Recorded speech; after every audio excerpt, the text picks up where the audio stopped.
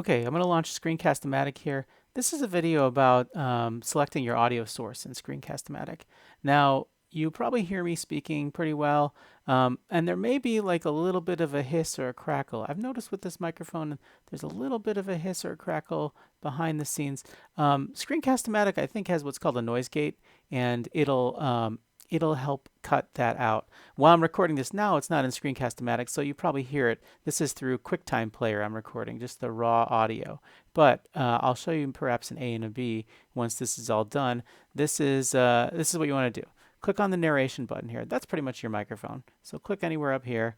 And even if, find your microphone here. For me, I'm using this MPOW. It's like a $30 USB headset mic. Even if it's already selected, click it again. And then hit this auto adjust button, and you probably hear my mic is getting louder and louder, and right about there is probably happy. Okay, once it's happy, click OK, and now it's adjusted your audio level for you. Again, there might be some ground noise that you can hear, like a little hiss or crackle if you really crank it.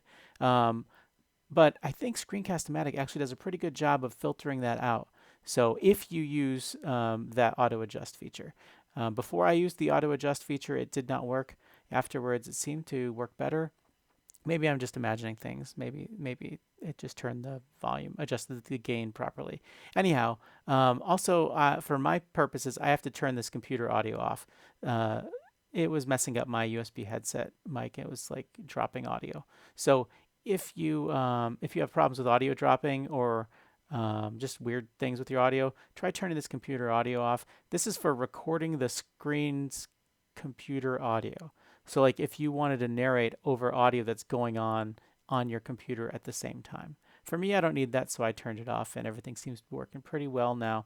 Okay, that was all. I'd like to go over everything in Screencast-O-Matic, but that would take a while. I'm gonna probably do a couple other videos, and until then, take care, be safe, and hopefully this helps your audio problem, if you have an audio problem, or just helps you select which microphone you got.